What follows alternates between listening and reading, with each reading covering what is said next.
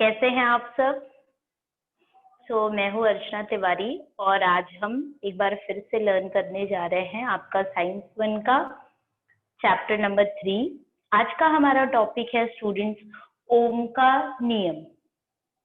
Okay, ओम का नियम is like बहुत ज्यादा पॉपुलर है। ओम का नियम जैसे बच्चों आप बॉलीवुड मूवीज देखते हो, तो बहुत सारी मूवीज आप देखते हो, बट एक दो मूवीज जो होती है वो आपकी फेवरेट होती है, आपकी हिट लिस्ट में होती है, जिसे आप बार बार देखना चाहते हो। तो ऐसा ही कुछ समझ जाइए बच्चों, हमारा ओम का नियम है। This is a hit one. Science 1 में ये बहुत ज्यादा आपको इम्पोर्टेंट है कि आप ओम का नियम जानते रहें। इवन आप आगे चल करके जब आप जाते हैं लाइक इंटरव्यूज में या कॉम्पिटिटिव एग्जाम्स आप जब अपीयर करते हो, तो वहां पे आपको ओम्स लॉ पूछा जाता है और इसका आगे हम सूत्र डिराइव करेंगे स्टूडेंट्स। तो उस सूत्र पे बेस्ड प्रश्न तो बहुत ज्यादा पूछा जाता है, बहुत अधिक संख्या में। सो इट्स बेटर कि आप स्टार्टिंग से ही बहुत ज्यादा कंसंट्रेशन पे करें यहाँ पे। हाँ, be attentive through out the lecture. Okay, तो स्टार्ट करते हैं हम हमारे ओम का नियम से। तो ओम का नियम क्या कहता है स्टूडेंट्स? यहाँ पे दो वर्ड्स मैंने हाईलाइट किया है, तो वो हमारे इम्पोर्टेंट वर्ड्स हैं, तो इस पे ध्यान दीजिएगा। बोल रहा है यदि चालक की भौतिक अवस्था अपरिवर्तित रहे तो। जैसे कि आपको लास्ट लेक्चर में भी बताया गया था कि चालक मतलब क्या। चालक इसका मतलब ऐसा पदार्थ जिसमें से विद्युत धारा प्रवाहित की जाती हो, तो वह कहलाता है चालक। जैसे कि अगर मैं बात करूं तो कॉपर है, तो इसमें से विद्युत धारा प्रवाहित की जा सकती है स्टूडेंट्स। हाँ, आयन है, लोहा है, कॉपर है, जिसे आप तांबा कहते हो, तो तांबा में से विद्युत धारा प्रवाहित की जा सकती है। अगर इसका उल्टा समझने की कोशिश करें, कुचालक, तो कुचालक कैसा होगा? जैसे लकड़ी है, प्लास्टिक है, तो इस सब में से क्या कर सकते हैं? विद्युत धारा प्रवाहित नहीं की जा सकती, तो ये सब चालक नहीं कहलाते। इसका मतलब चालक वह है जिसमें से विद्युत धारा प्रवाहित की जा सके। आगे पढ़ते हैं स्टूडेंट। ये चालक की भौतिक अवस्था अपरिवर्तित रहे तो चालक और उसकी भौतिक अवस्था। भौतिक अवस्था इसका मतलब बच्चों उसकी लंबाई, चौड़ाई, उसका क्षेत्रफल, फिर उसके बाद आपके वातावरण का तापमान, दाब, ये सारी चीजें जो होनी चाहिए अपरिवर्तित रहनी चाहिए। इसका मतलब स्थिर, उसमें कोई बदलाव ना रहे। तो यदि चालक की भौतिक अवस्था अपरिवर्तित रहे तो चालक में से बहने वाली विद्युत धारा, चालक में से बहने वाली विद्युत धारा, जिसे बच्चों हम यहाँ आई जो है, इससे इसके द्वारा हम यहाँ पे आई लेटर से हम इसको डिनोट करेंगे। ओके, तो उसमें से बहने वाली विद्युत धारा क्या होती है? उस चालक के दोनों सिरों के, तो मान लो बच्चों अगर ये चालक है, ऐसा समझिए, this is a marker, red marker, but ऐसा समझिए कि अगर आपके पास चालक होता, तो इस चालक के दोनों सिरों के बीच के विभवांतर के समानुपाती होती है। विभवांतर मतलब V, और समानुपात का चिन्ह है यह। ओके, तो ये आया आपका विभवांतर का चिन्ह। ओके, तो जैसे अगर बच्चों ये अगर हमारा चालक है, देख रहे हो आप, इसके अंदर आपको, अगर आप इसको कट करके ओपन करोगे तो इसमें आपको चालक देखने को मिलेगा। इसके ऊपर इंसुलेटर का कवर है। ओके, प्लास्टिक अवरोधक जिसे आप कहते हो, विद्युत अवरोधक इसके ऊपर है, तो इसके अंदर पाया जाता है चालक। तो ये चालक की अगर भौतिक अवस्था अपरिवर्तित रहे तो इसमें क्या बहता है बच्चों? करंट, विद्युत धारा। ओके, सो ये जो विद्युत धारा इसमें बह रही है ना बच्चों, ये किसी के समानुपात होती है। समानुपात का ये चिन्ह है। तो वह किसके समानुपात होता है? कोई भी चालक के बच्चों दो एंड्स होते हैं, एक ये सिरा है और एक ये दूसरा सिरा, तो ये दूसरा सिरा है। तो अब ये दोनों सिरों के बीच के विभवांतर के समानुपात होती है, विभवांतर के समानुपाती होती है। समानुपात का बच्चों मतलब क्या है? समानुपात इसका मतलब अगर विद्युत धारा इंक्रीज होगी तो विभवांतर भी इंक्रीज होगा, अगर विद्युत धारा ड्रॉप होगी तो विभवांतर भी ड्रॉप होगा। तो इसका मतलब कि सीधा संबंध। ओके, एक होता है विपरीत, एक बढ़ता है तो दूसरा घटता है, और अगर पहला वाला घटता है तो दूसरा वाला बढ़ता है, बट ये ऐसा नहीं है, ये समानुपात का संबंध है। तो आपको ये याद रखना है, विभवांतर विद्युत धारा समानुपाते विभवांतर के। विद्युत धारा जिसे हम I से डिनोट करते हैं, विभवांतर जिसे हम V से डिनोट करते हैं। ओके, अब आगे बढ़ते हैं बच्चों। I इज इक्वल टू के V। बच्चों क्योंकि अब हमें ये जो हमारा एक्सप्रेशन है, इसे बच्चों हमें क्या करना है, अब हमें इसे एक सूत्र इससे प्राप्त करना है, इसका हमें डेरिवेशन करना है, तो हमें ये समानुपात का चिन्ह निकालना पड़ेगा। अब इस समानुपात का चिन्ह जब आप निकालोगे तो उसके लिए आपको एक स्थिरांक की आवश्यकता होती है। तो ये है स्थिरांक, तो जिसे आप कहते हो स्थिरांक।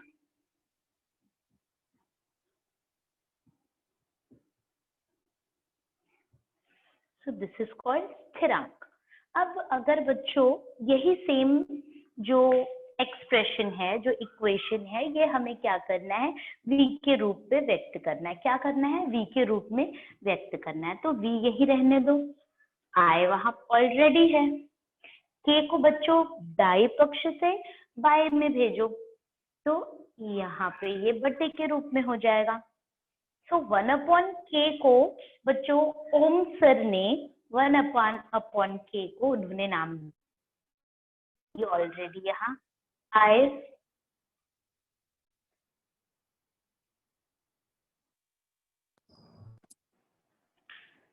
V ऑलरेडी यहाँ, I ऑलरेडी यहाँ है, और this is called R।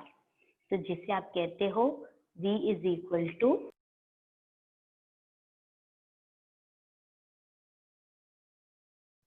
Okay, तो V is equal to IR।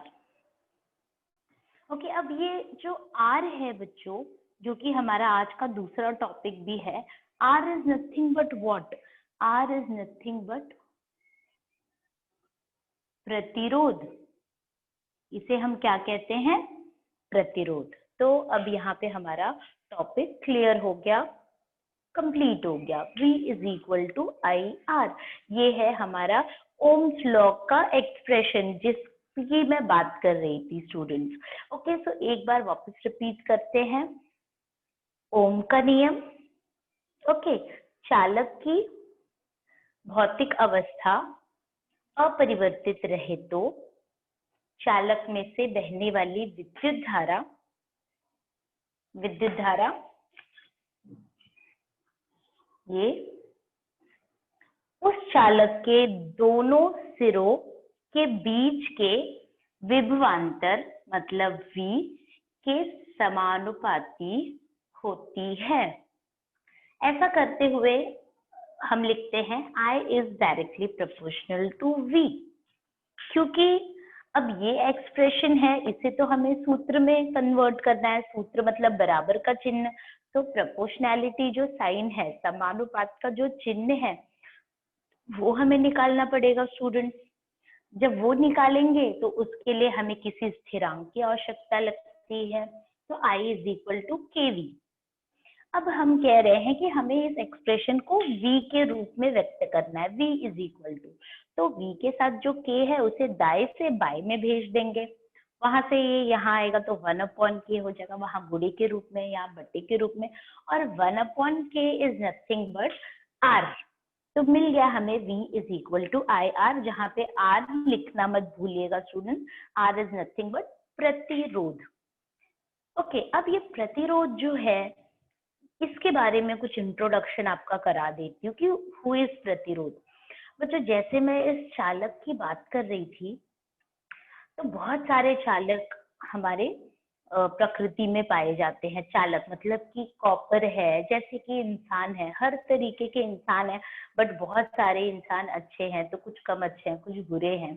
तो ऐसे ही अब किसी चालक का कंपैरिजन, उनकी तुलना किस बेसिस पे की जाती है? कैसे पता करोगे कि ये चालक अच्छा है, ओके ये एवरेज है, और ये तो चालक ही नहीं है, दिस इज कुचालक, दिस इज सुचालक? ये कैसे आप पता करोगे?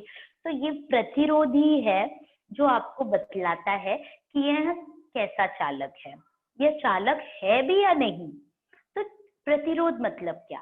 प्रतिरोध इसका मतलब बच्चों की ऐसा, मतलब कोई ऐसा पदार्थ जिसके अंदर अगर इलेक्ट्रॉन की संख्या जो है वो बहुत अधिक पाई जाती है, तो उसके बाद उसमें आप देखोगे कि प्रतिरोध कम होता है। ओके, तो यह एक, आप ऐसे कह सकते हो, रास्ते का रुकावट। ओके, तो विद्युत धारा के रास्ते की रुकावट है प्रतिरोध। अगर किसी चालक का प्रतिरोध बहुत उच्च है, इसका मतलब उसमें से विद्युत धारा प्रवाहित की जा नहीं सकती। ओके, लेकिन अगर मैं कॉपर की बात करूं, जो आपके और हमारे घरों के वायरिंग में जिस पदार्थ का उपयोग करते हैं वह है तांबा। तो तांबा के अंदर बच्चों प्रतिरोध बहुत कम होता है। इसका मतलब उसके अंदर वो जो विद्युत धारा के रास्ते का जो अवरोध है, रुकावट है, वो बहुत कम होता है। प्रतिरोध इसका मतलब है ना विरोध, कहीं ना कहीं उसके नाम से ही जैसा ही उसका काम भी है। तो रास्ते का रुकावट, रास्ते का पत्थर आप जिसे कहते हो, तो विद्युत धारा के रास्ते का रुकावट, रास्ते की रुकावट, तो वो है एक तरीके से आप ऐसे समझ सकते हो कि वो है प्रतिरोध। तो जिस चालक का प्रतिरोध उच्च होता है वह कुचालक कहलाता है, और जिस चालक का प्रतिरोध कम होता है, तो अगर प्रतिरोध उच्च है मतलब हाई है, ज्यादा है, तो वह कहलाता है कुचालक। कुचालक। लेकिन जिसका प्रतिरोध कम है, जिसका प्रतिरोध का मान कम है बच्चों, वह कहलाता है सुचालक, मतलब अच्छा चालक। तो आप बताइए, आप और हम, ऑब्वियसली अगर हम हमारे घरों की वायरिंग जो होती है उसमें हमें क्या चाहिए? हमें अधिक से अधिक विद्युत धारा का सप्लाई प्राप्त हो या कम? ऑब्वियसली आप और हम दोनों ही यही चाहेंगे कि विद्युत धारा का सप्लाई जो है वो हाई हो। तो विद्युत धारा का सप्लाई कब ज्यादा होगा? जब उसके रास्ते में रुकावट कम होगी। उसके रास्ते में रुकावट जो कम होगी, तो इसका मतलब प्रतिरोध कम होगा, तब वह कहलाएगा सुचालक। तो आप और हम हमेशा इलेक्ट्रिक वायरिंग में सुचालक का ही चुनाव करते हैं। उदाहरण के रूप में तांबा, कॉपर जिसे आप कहते हो, लोहा, ग्रेफाइट, ग्रेफाइट, तो ये सारा क्या है बच्चों? ये सब सुचालक हैं। और इन सब का प्रतिरोध जो होता है वो बहुत निम्न होता है, बहुत कम होता है। अब मैं बच्चों यहाँ से आपको एक, ये सब तो आपने सुचालक की जानकारी प्राप्त की, अब मैं आपको बताने जा रही हूँ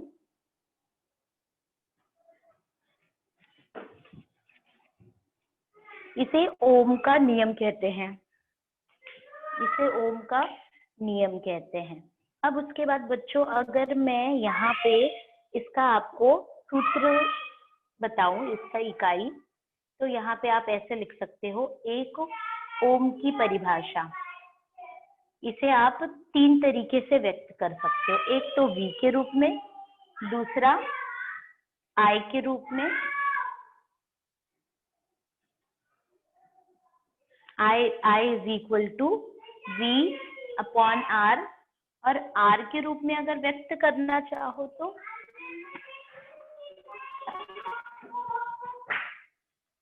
अगर R के रूप में व्यक्त करना चाहो तो R के रूप में व्यक्त करना चाहो तो V अपॉन I।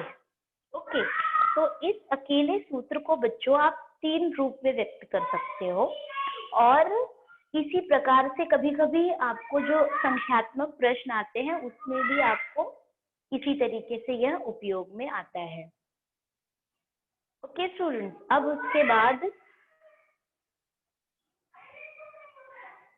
उसके बाद यहाँ पे आप आर का इकाई लिखोगे। आर की इकाई बच्चों है ओम। आर की इकाई है ओम।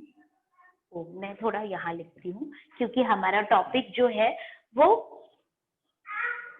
प्रतिरोध के बारे में भी है, तो हम प्रतिरोध को अच्छे से पढ़ेंगे। R is equal to V upon I।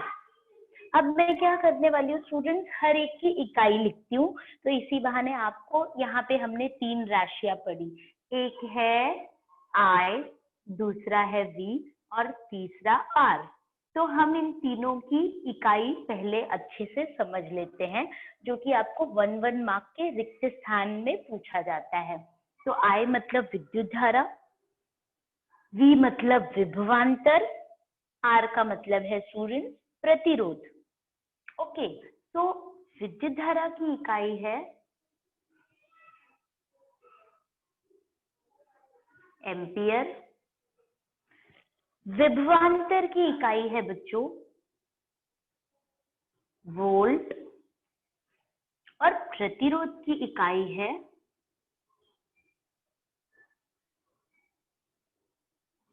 ओम। तो ये चीजें आप चाहें तो स्टूडेंट्स अपने नोटबुक में भी लिख सकते हैं, और ये जो चीजें हैं ये जो है आपको पॉइंट्स ये आपको रिक्त स्थान में पूछा जाता है। जैसे विद्युत धारा की इकाई डैश है, हाँ ओम डैश की इकाई है, तो ओम किसकी इकाई है, प्रतिरोध की। वोल्ट डैश की इकाई है, तो वोल्ट किसकी इकाई है, विभवांतर की। तो ये आपको ऐसे वाइस वर्सा करके पूछेगा, तो better you learn it right here right now. तो आई मतलब विद्युत धारा, तो जैसे हम बोलते हैं कि हमारे जैसे इलेक्ट्रिसिटी सप्लाई है, ऐसा है, या कोई चीज है तो उसमें से 0.1 करंट एम्पियर की करंट बह रही है, या 1 एम्पियर की करंट बह रही है, 10 एम्पियर की करंट इस चालक में से बह रही है, तो उसको करंट जो है विद्युत धारा है उसका मापन जो है एम्पियर में किया जाता है, उसे एम्पियर में मापा जाता है। ऐसे ही विभवांतर को वोल्ट में, और ऐसे ही ओम जो है वह प्रतिरोध की इकाई है, तो प्रतिरोध को ओम में मापा जाता है। ओके, सो यहाँ पे क्योंकि हमारा टॉपिक है ओम का नियम और साथ में प्रतिरोध, तो मैंने क्या किया है, ये जो सूत्र है इसको आर के रूप में व्यक्त करके मैं यहाँ से कोशिश कर रही हूँ 1 ओम प्रतिरोध की परिभाषा और उसका सूत्र लिखने की। तो अगर आर के स्थान पर उसकी इकाई 1 ओम, V मतलब V के स्थान पर V की इकाई 1 वोल्ट और I के स्थान पर एम्पियर। इसका मतलब कि मैं यहाँ पे जो राशियां हैं उसे मापने की इकाइयां लिख रही हूँ, और यहाँ से मैं आपको क्या देने वाली हूँ, 1 ओम प्रतिरोध की परिभाषा। ये आपको बच्चों very ऑफनली it is asked in your exam कि 1 ओम प्रतिरोध की परिभाषा लिखिए। जैसे ओम का नियम, आपको यह नियम भी पूछा जाता है 2 मार्क के लिए, तो ऐसे 1 मार्क के लिए आपको 1 ओम प्रतिरोध की परिभाषा पूछी जाती है। 1 ओम प्रतिरोध की परिभाषा बच्चों आप कैसे करोगे, तो आप ऐसे बोल सकते हो कि यही सेम चालक, यदि चालक के दोनों सिरों के बीच का विभवांतर 1 वोल्ट तथा उसमें से बहने वाली विद्युत धारा 1 एम्पियर हो तो उस चालक का प्रतिरोध 1 ओम होता है। It's very easy and very simple. ये जो मतलब 3 जो इकाइयां दिख रही हैं, यही 3 इकाइयों का जिक्र करके खत्म हो जाती है आपका 1 ओम प्रतिरोध की परिभाषा। वापस से रिपीट करती हूँ कि चालक के दो सिरों, ये एक सिरा है और ये 2 सिरा, तो चालक के दोनों सिरों के बीच का विभवांतर 1 वोल्ट तथा इसमें कितनी विद्युत धारा बह रही है, मानो 1 एम्पियर। ओके, तो चालक के दोनों सिरों के बीच में अगर 1 वोल्ट विभवांतर हो तथा उसमें से 1 एम्पियर विद्युत धारा प्रवाहित हो रही हो तो उस चालक का प्रतिरोध कितना होगा? 1 ओम होगा। तो इट्स वेरी सिंपल, जो जो चीजें आपको दिख रही है बस उतना जिक्र कर दीजिए और यहाँ पे आपका 1 ओम प्रतिरोध इस जन। तो बच्चों हमने क्या क्या टॉपिक पढ़ा? पहला तो हम पढ़ रहे हैं ओम का नियम, उसके बाद उसका सूत्र V is equal to I R, उसके बाद आई, वी और आर की इकाइयां हमने पढ़ी, तीसरा टॉपिक, और चौथा हमने 1 ओम प्रतिरोध की परिभाषा पढ़ी। ओके, अब उसके बाद एक छोटा सा आपको रिवीजन के लिए मैं आपको ये जोड़ियां मिलाओ दे रही है। ये मेरा आपके लिए क्वेश्चन है, ये भी कुछ देर के लिए मैं ये मिटा दे रही हूँ। ओके, अब आपको समझ जाइए जोड़ियां मिलाना है। ये है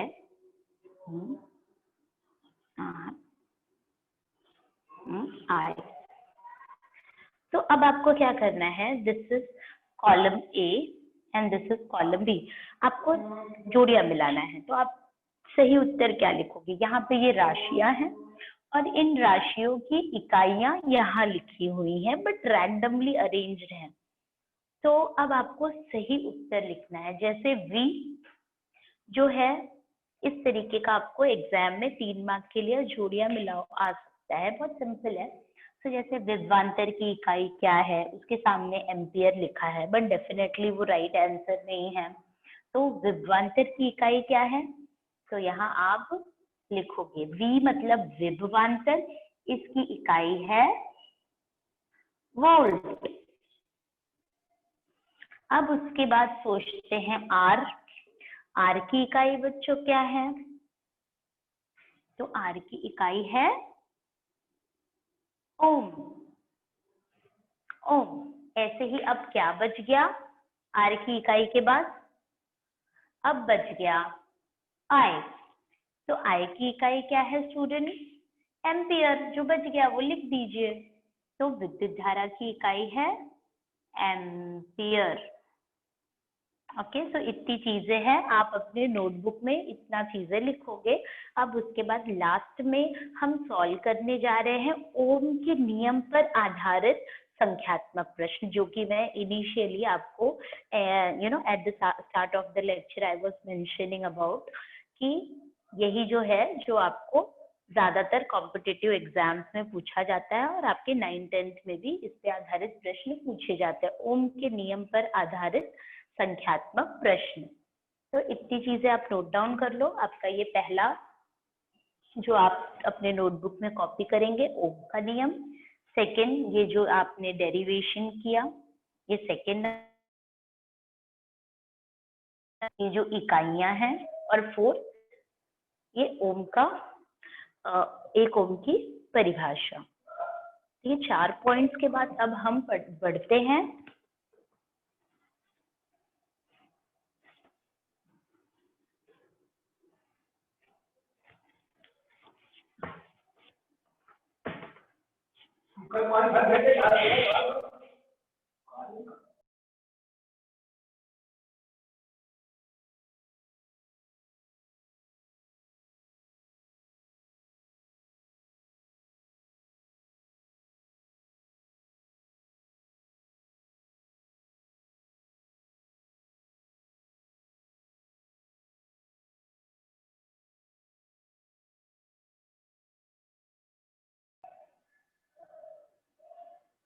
ओके। सो प्रश्न लिखती हूँ मैं स्टूडेंट्स, प्रश्न, और आप भी जैसे ही आपको प्रश्न मिले you just try to do it on your own also. बहुत सिंपल प्रश्न है। V is equal to I R में यदि चालक में से, क्वेश्चन नंबर 1 आप समझिए, यदि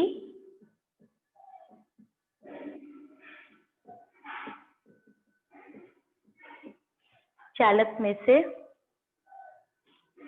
0.224 एम्पियर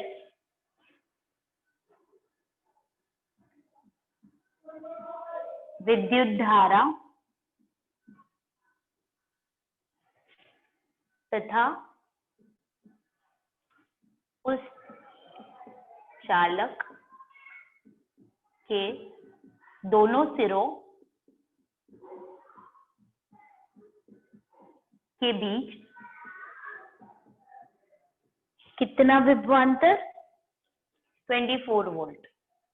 24 वोल्ट विभवांतर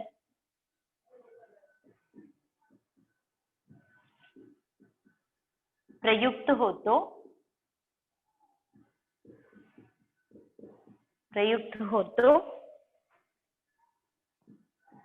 उस चालक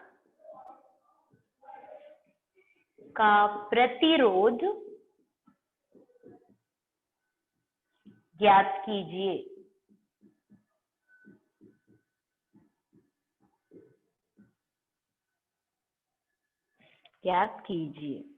ओके स्टूडेंट्स, तो इतना लिखने के बाद अब आप यहाँ पे सॉल्यूशन स्टार्ट करेंगे।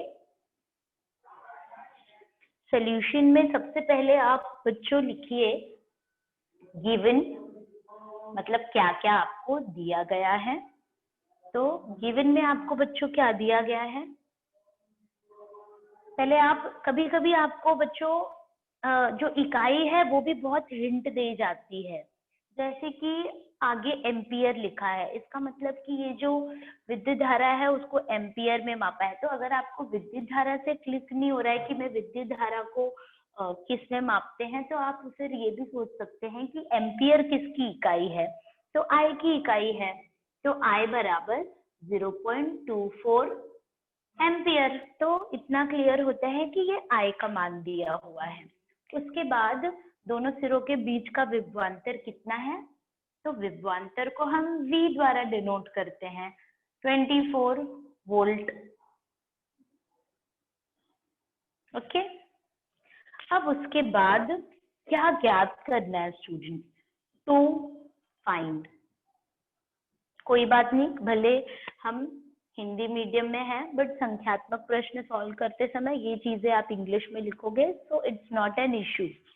टू फाइंड में आपको ज्ञात क्या करना है? प्रतिरोध, मतलब R बराबर क्वेश्चन मार्क।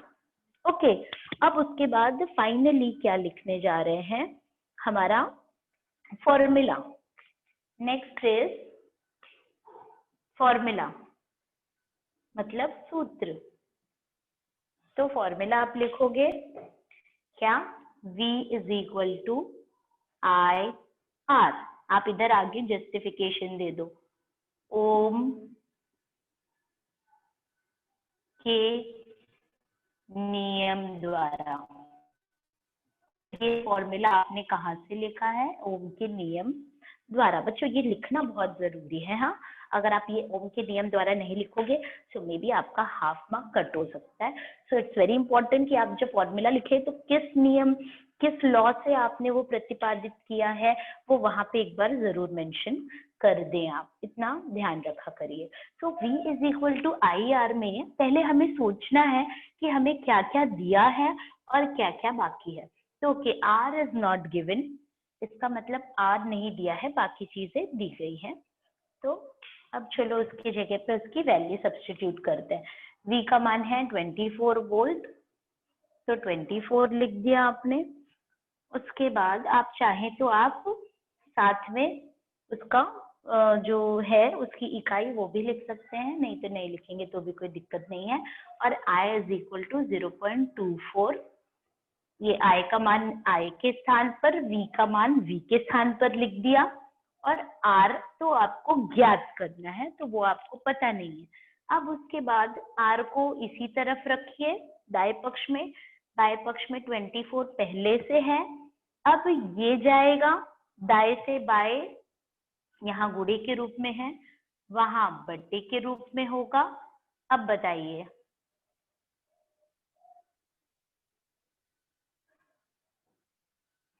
सॉरी, R का मान कैसे निकालेंगे आप? ओके, तो आप ऐसे देख सकते हैं कि अगर 0.24 में आप लोग गुणा करेंगे। किसका गुणा करेंगे आप लोग, क्योंकि दशमलव बिंदु जो है वो आपको 2 अंक पहले है, तो अगर इसमें आप 100 का गुणा करेंगे तो 0.24 जो है, क्योंकि दशमलव बिंदु 2 अंक से दाई तरफ चला जाएगा, एक अंक इधर एक और अंक इधर, तो कहने का मतलब है कि ये 0.24 24 से 100 बार में कट जाएगा और R का मान आएगा 100 ओम। R का मान आएगा 100 ओम। तो आप शब्दों में लिखोगे, अतः चालक का प्रतिरोध कितना होगा, 100 ओम होगा। तो आंसर लिखते हो, अतः चालक का प्रतिरोध 100 ओम होगा। Okay, so here you are done with your today's topic. Okay, एक बार फिर से आपको इस तरीके का प्रश्न समझा देती हूँ। We will just revise it once again in short. यदि चालक में से कितनी विद्युत धारा प्रवाहित हो रही है, 0.24 एम्पियर विद्युत धारा प्रवाहित हो रही है, तथा उस चालक के दोनों सिरों के बीच कितना विभवांतर प्रयुक्त है, 24 वोल्ट का। तो उस चालक का प्रतिरोध ज्ञात कीजिए। तो यहाँ हमने IV को नोट डाउन किया और ज्ञात करना है उसमें R लिख दिया। फॉर्मूले में हम V is equal to IR लिखते हैं ओम के नियम द्वारा, V is equal to IR। अब जो जो मान दिए गए थे तो वो जो है वो राशियों के नीचे उसके मान प्रतिस्थापित किए, V के नीचे 24 और I का मान, I के जगह पे I का मान रखा 0.24। R का मान ज्ञात करने के लिए इसे हमें दाएं से बाएं भेजना पड़ेगा, गुणे में था बट्टे में हो गया, 24 बट्टे 0.24, 24/0.24। तो अगर आप इसमें 100 का गुणा करते हो तो आपको 24 मिलता है, 0.24 जो है वह 24 में बदल जाएगा। इसका मतलब कि इससे इसमें 100 से भाग दे सकते हैं, तो जब भाग दोगे तो आपको 100 मिलेगा। अब उसके बाद आपको उत्तर मिलता है R इज इक्वल टू 100 ओम। तो आप शब्दों में इसको उत्तर लिखते हो, अतः चालक का प्रतिरोध 100 ओम होगा। ओके, सो विद दिस हमारा आज का टॉपिक खत्म होता है स्टूडेंट्स। अगर आप में से किसी को कोई डाउट हो तो you can ask your doubt. So I will request sir कि आप सभी को अनम्यूट करें और जिन बच्चों को कुछ पूछना है तो आप वो पूछ लीजिए। Hello teacher. Yes, good morning teacher. Good morning बेटा, यहाँ टेल मी। 9वां सवाल उदाहरण हल कीजिए। टीचर बताओ ना उसका। कौन सा सवाल? टीचर देखो मैं दिखा रहा हूँ, दिख रहा है स्क्रीन पर? आपके स्क्रीन पे तो नहीं दिख रहा है, किताब में आप बता रहे हो?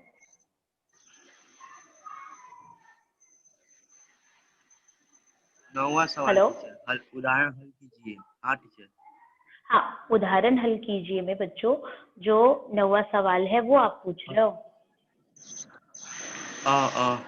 हेलो बच्चों, अब उदाहरण हल कीजिए में जो पहला सवाल है उसके लिए जो टॉपिक है आप देख रहे हो 1 मीटर नाइक्रोम वायर। तो ये जो है ये अपना ओम्स लॉ पे बेस नहीं है। ओम्स लॉ का बच्चों प्रश्न आपको कैसे पहचानना है, उसमें V, I और R इनका जिक्र होगा। तो V, I, R में ये जिक्र इसका नहीं है, तो ये आपका जो एक्सक्लूडेड पोर्शन है या फिर आगे आने वाला पोर्शन है जहाँ पे आप प्रतिरोधकता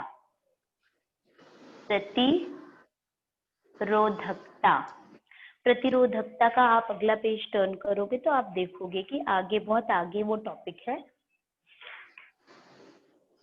हाँ, रो इज इक्वल टू RA/L, इस टॉपिक पे आपका वो आधारित प्रश्न है जिसमें मैं आपको गाइडलाइंस दे देती हूँ। ध्यान से देखिए, जब आपको आप पहचानोगे कैसे कि ये आपका उस टाइप का प्रश्न है या V is equal to IR, मतलब ओम पे आधारित प्रश्न है।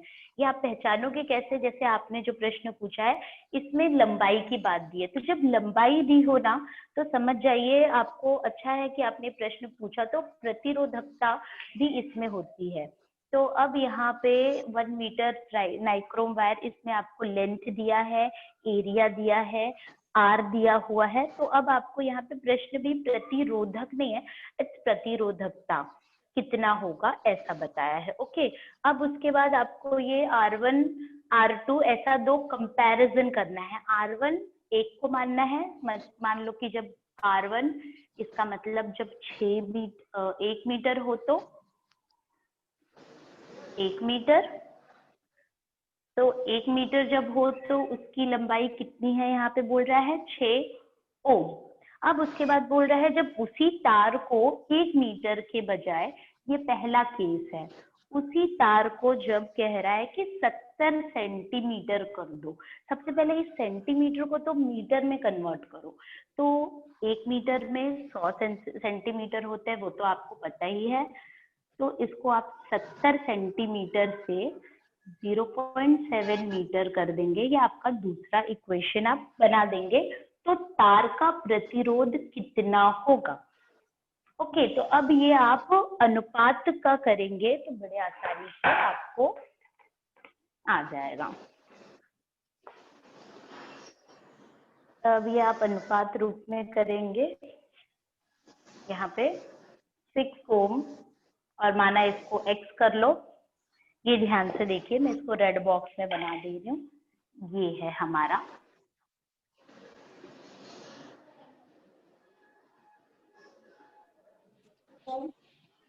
माना x Om.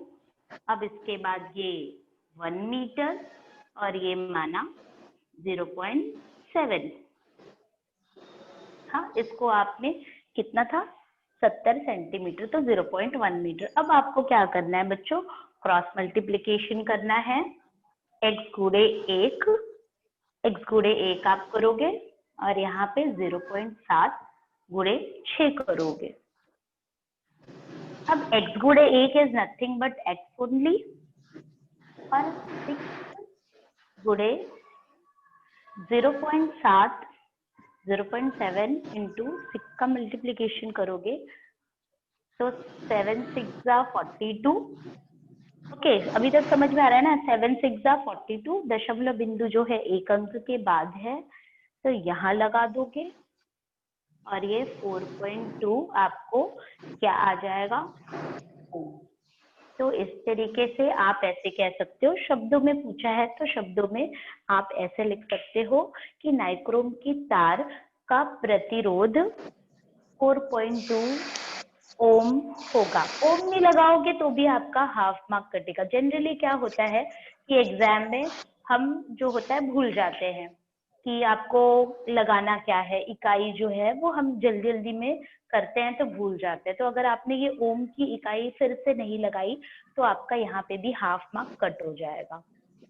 Okay, so keep that in mind. और यहाँ पे आप ओम की इकाई लगाइएगा और यहाँ पे फिर शब्दों में आप लिख सकते हो कि नाइक्रोम अतः की तार का प्रतिरोध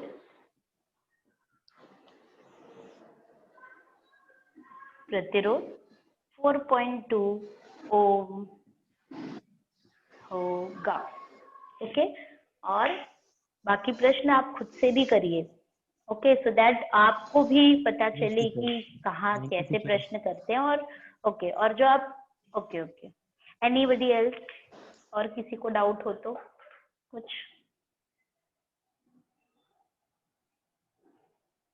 आपको जो पढ़ाया गया उसमें कुछ डाउट है तो पूछिए। यस बच्चों। Hello teacher, good morning teacher. हाँ बेटा, या गुड मॉर्निंग बेटा, बोलो। SI का मतलब क्या होता है? किसका? SI। सॉरी, SI आप? हाँ। अच्छा, SI की बात कर रही हैं। ऐसा है, ऐसा है, ये एसआई की बात कर रही है। हाँ ओके, सो बच्चों SI unit is international system of unit होता है। इसका मतलब क्या होता है, जो हमारी मापन की इकाइयां होती हैं, जैसे कोई राशि है, जैसे मैं एक एग्जांपल लूं कि एम। हाँ, एम जो है इसका मतलब होता है द्रव्यमान। तो द्रव्यमान एक राशि है, द्रव्यमान एक राशि है, तो इसकी जो इकाइयां हैं छोटी और बड़ी दोनों प्रकार की होती हैं। तो जैसे एसआई और एक इसका उल्टा होता है सीजीएस। अब ये एसआई और सीजीएस में दोनों जो होती हैं एक कैटेगरी है। जैसे कि कभी कभी आपको कोई कोई चीजें जो होती हैं वो बहुत छोटी इकाइयों में मापने की जरूरत पड़ती है, तो कोई कोई इकाइयां जो होती हैं वो आप बहुत बड़ी बड़ी इकाइयां उसकी जरूरत पड़ती है। जैसे अगर मैं एक एग्जांपल आपको दे करके और क्लियर कर दूं कि जब आपकी मम्मी आपको राशन की दुकान पे भेजती है तो आपको कभी नहीं बोलती होगी कि चलो 100 ग्राम चावल लेकर के आओ, ओके, 50 ग्राम, 1 ग्राम चावल लेकर के आओ। लेकिन अगर इसी ऐसे ही मैं बात करूं सोना चांदी, तो आपकी मम्मी कभी नहीं बोलती होंगी जाओ 10 किलो सोना लेकर के आओ सुनार की दुकान पे। तो कहने का मतलब क्या है, जरूरत छोटी राशियों की भी है, बड़ी राशियों की भी है, तो एक ही इकाइयों की है। तो जैसे द्रव्यमान, द्रव्यमान की बड़ी बड़ी इकाइयां जैसे किलोग्राम इसमें शामिल हैं। अब ऐसे ही ग्राम सीजीएस में है, जिसे आप, इसका फुल फॉर्म है सेंटीमीटर ग्राम सेकेंड, और ऐसा है मतलब international system of units. Okay, तो अब यहाँ पे किलोग्राम है, तो यहाँ द्रव्यमान की बड़ी इकाइयां हैं, तो यहाँ छोटी इकाइयां हैं। ऐसे ही बच्चों जैसे दूरी होता है, तो दूरी की बड़ी इकाइयां यहाँ पे मीटर, तो यहाँ सेंटीमीटर। ओके, ऐसे ही अगर आप और कोई बात करो, जैसे आपने अभी फोर्स वगैरह पढ़ा तो जूल और अर्ग पढ़ा, तो यहाँ पे आपने जूल और अर्ग, तो कार्य की इकाइयां है ये। ओके, अब जैसे मैं फोर्स की भी बात कर रही थी, तो फोर्स की जो बड़ी बड़ी इकाइयां हैं, तो जैसे यहाँ पे फोर्स की एसआई प्रणाली में इकाइयां हैं न्यूटन, और ये बड़ी इकाई है, और छोटी इकाई है डायन। तो ये जो डाइन है, तो ये यहाँ पे आप लिखे हो। जो जूल है बड़ी इकाई है, तो बड़ी इकाई एसआई में लिखोगे। ओके, अब अर्ग जो है वो छोटी इकाई है, तो छोटी इकाई आप सीजीएस में लिखोगे। Thank you teacher. स्टूडेंट, हाँ, तो ये सब जो है हमारे आज के टॉपिक से नहीं रिलेटेड है, but this is like basic है। Okay, okay student, hello yes बोलो। टीचर, जैसे कि एक मीटर बराबर 100 सेंटीमीटर होता है, तो ऐसे एक ओम, एक प्रतिरोध और एक वोल्ट बराबर मतलब कितना होता है? ये इकाइयां मुझे समझ में नहीं आई। बच्चों जैसे कि आपने सही पूछा, तो 1 एम्पियर में 1000 एम्पियर होते हैं। वैसे ये पोर्शन तो आपको डिलीट कर दिया जा चुका है, आप किताब में भी देखेंगे तो ये चीजें दी हुई है, तो इसमें इतना ये नहीं है। जैसे 1 किलोग्राम में 1000 ग्राम होता है, वैसे ही 1 एम्पियर में 1000 मिली एम्पियर होते हैं, ऐसे आप लिख सकते हो। 1 एम्पियर में 1000 मिली एम्पियर, तो इट्स इजी, इसमें कोई दिक्कत नहीं है। ओके, ऐसे ही वोल्ट में 1 वोल्ट में 1000 मिली वोल्ट, सिंपल है। ओके, और कोई अपना डाउट पूछना चाहे तो? मतलब कि टीचर हेलो ये जो टीचर। मतलब यस बोलो। हेलो टीचर, होम किसे कहते हैं? ओम, यस टीचर। ओम, ओम बच्चों मतलब ये एक राशि नहीं है, यह एक इकाई है। और ओम जो है यह प्रतिरोध की इकाई है। प्रतिरोध की इकाई जो है, प्रतिरोध की इकाई ओम है। तो यह एक इकाई है जिसके द्वारा आप प्रतिरोध को मापते हो, प्रतिरोध मापते हो। Okay, okay teacher, thank you. Okay बेटा।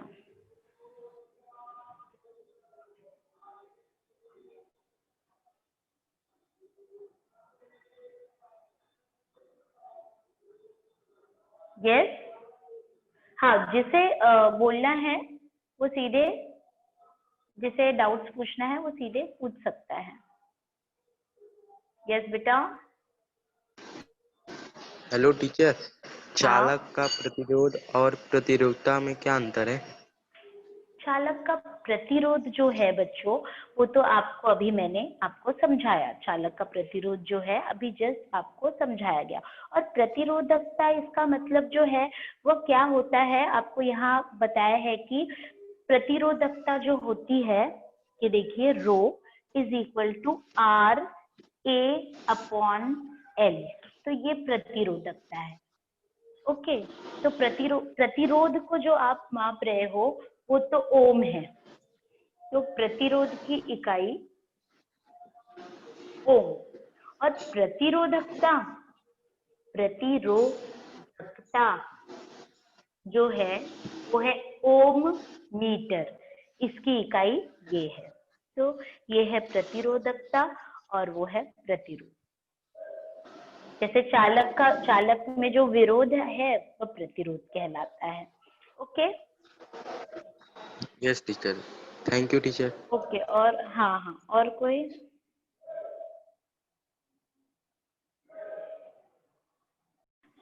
बच्चों आज हमारा यहाँ पे टॉपिक एंड करते हैं। So with this I leave my meeting here. मेरा लेक्चर अटेंड करने के लिए आप सभी का बहुत अधिक धन्यवाद। Thank you so much.